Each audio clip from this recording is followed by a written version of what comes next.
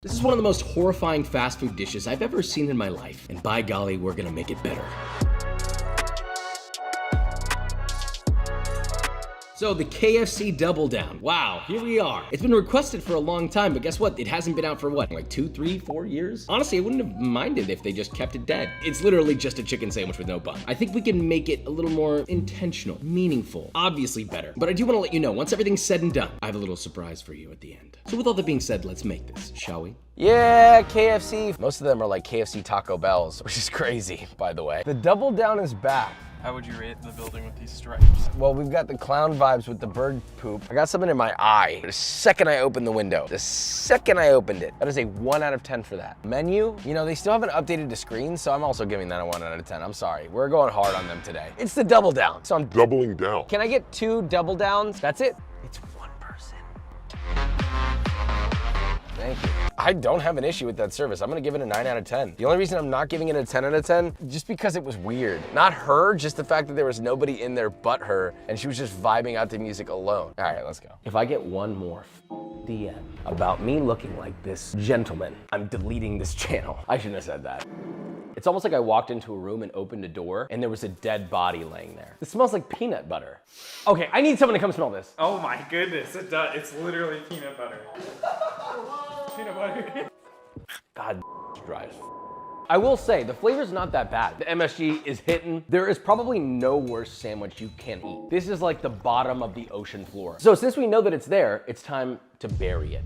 You know, KFC made one absolutely fatal error when they made the Double Down. Nearly every successful fast food chicken sandwich has something that this one for some reason chose not to have. I'm not talking about the buns, as weird as it is without them. I'm talking about one thing and one thing only: pickles. Why, KFC? Why would you do this? So we're starting with a very quick bread and butter pickle. First, cut 1 large English cucumber or 3 pickling cucumbers about 1/8 of an inch thick, finger death trap aka mandolin, optional, and place into a 1 quart size jar. Get a medium sauce pot, add 1 cup or 200 grams of sugar, a 1/4 cup or 75 grams of salt, 1.5 teaspoons or 1/2 gram of turmeric powder, 1 teaspoon or 5 grams of celery seed, 2 tablespoons or 30 grams of mustard seeds, 2 cups or 480 milliliters of white distilled vinegar, 1/2 cup or 120 milliliters of water. Set that under the stove over medium-high, and as soon as it reaches a boil and the sugar is dissolved, pour that over your cucumbers. Keep those bad boys submerged using a small bowl or plastic wrap until room temp, and then you have bread and butter pickles. Yeah, that's actually it. So you can stop overthinking everything in the kitchen and have a beautiful time with your pickles. Now the chicken. Yes, it will in fact contain the supposed secret 11 herbs and spices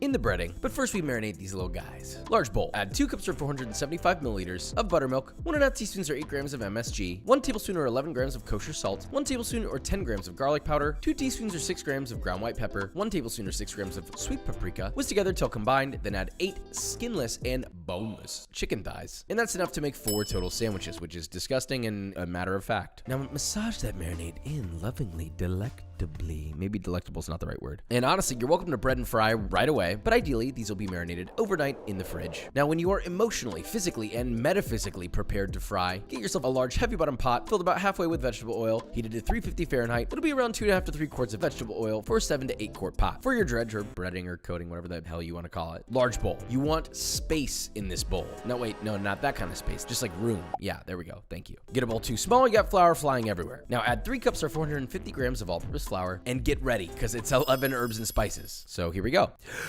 Add 2 teaspoons or 9 grams of MSG. Mwah, love you. 2 tablespoons or 24 grams of kosher salt, 1 teaspoon or 1 gram of dried thyme, 1 teaspoon or 1 gram of dried oregano, 2 teaspoons or 6 grams of fresh ground black pepper, 1.5 teaspoons or 9 grams of ground white pepper, 1 tablespoon or 12 grams of garlic powder, 2 teaspoons or 9 grams of sweet paprika. Oh my god. 2 teaspoons or 5 grams of celery powder, 2 teaspoons or 5 grams of mustard powder, 2.5 teaspoons or 5 grams of ginger powder. Oh my god. Whisk everything together until thoroughly combined and pause. You remember my technique for chicken flakier than your friends from high school? Flick a couple of tablespoons of your marinade into your flour mix and whisk vigorously. This will get little beads of hydrated flour in your mix to keep things flaky and crispy. It's science. Bead goes onto the chicken, bead adheres, bead flattens, bead turns into a little flake. That's how it works. And just a quick you're welcome when the thousands of TikTok cooks copy this on their videos. Enjoy. Now add your chicken from the marinade into the dredge and coat thoroughly. Press that flour mix aggressively into the chicken so it sticks. No nook or cranny is safe from Papa.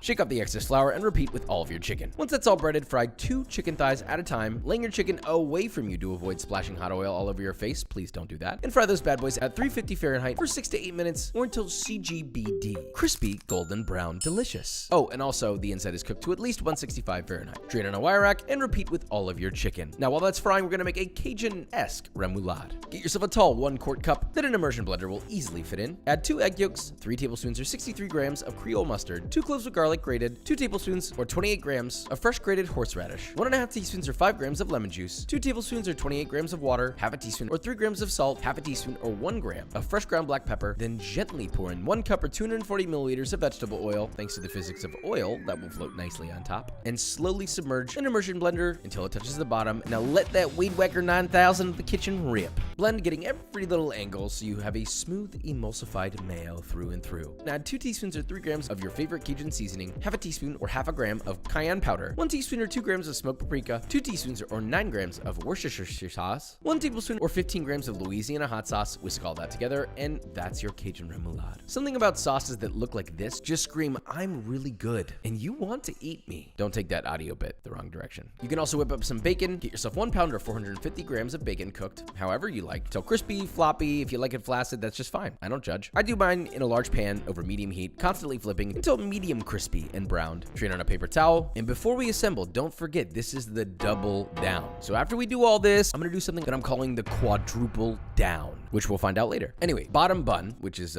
just a piece of fried chicken, a slice of Swiss cheese melted with a torch or under a broiler, a slice of American cheese, also melted. Add on a few slices of cooked bacon, a selection of your bread and butter pickles, artfully and evenly dispersed. Spread your remoulade on another piece of fried chicken, the top bun, I suppose. This is weird, man. Crown your weird king, and let's taste test. I didn't want to do this, but here we are. Something about this sandwich feels epic, right? It's like this just huge thing. KFC recycling, that's what it is.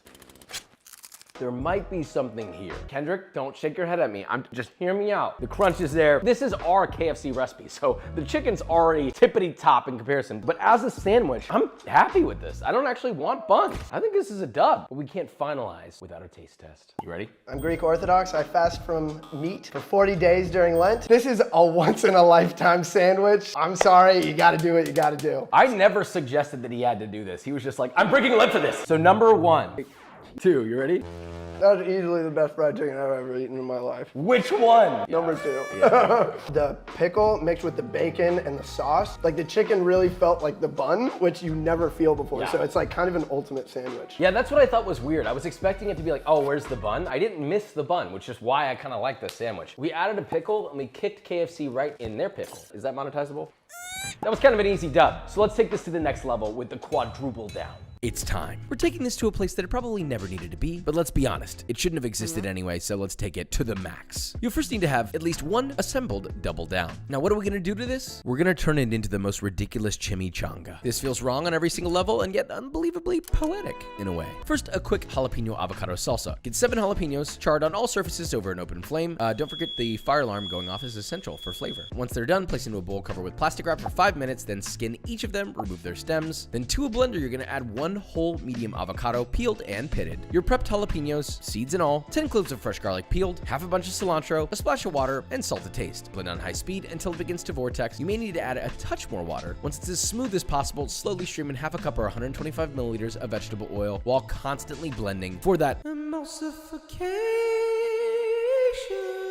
Turn off your blender, pour into a bowl, optionally add a touch of lime juice to taste, and add salt if needed. That's it. Now you can't have a chimichanga without beans, unless you don't like beans, which is fine, to each their own. But these are really good and easy. Sauce pot, add a touch of vegetable oil, just enough to coat the bottom. Heat over medium, and once that's hot, add in 1 white onion, finely chopped. Don't forget to squirt yourself in the eye with onion juice. That's actually really good for developing the flavor. 5 cloves of garlic, thinly sliced, season lightly with salt, and saute until softened and browned, about 5 minutes. Then add 2 tablespoons or 32 grams of tomato paste and saute until it begins to stick to the bottom. Follow that with 1 tablespoon or 8 grams of smoked paprika and 2 teaspoons or 4 grams of ancho chili powder. Cook for 30 seconds, then add 1 15-ounce or 440 gram can of pinto beans. And deglaze with half a cup or 120 milliliters of chicken stock. Let that simmer, stirring occasionally over medium heat for 6 minutes, then turn off the heat and adjust the salt levels as needed. If you want a pico, you can make a very basic one with half a red onion, brunoise, 1 tomato de-seeded and finely diced, and 1 jalapeno de-seeded and also brunoise. Season and taste with salt and a little splash of extra virgin olive oil. And now we can assemble assemble this beast. First, slice your double down sandwich in half lengthwise. Place one half with the cut side facing down on a large warmed burrito-sized tortilla. Layer on your beans, a touch of your pico, shredded cheese of your choice. I use Monterey Jack. Roll that up nice and tight. And for extra safety, you can skewer the lip of your tortilla that sticks out down so that it doesn't open for what's about to happen next. Place your Frankenstein monster into your same fryer at 350 Fahrenheit and fry until golden brown and crispy. About 5 minutes. Remove, drain in a wire rack, and allow to cool for 1 minute. Then remove all your toothpicks so it doesn't look like the end of a medieval mace. Lay down a fat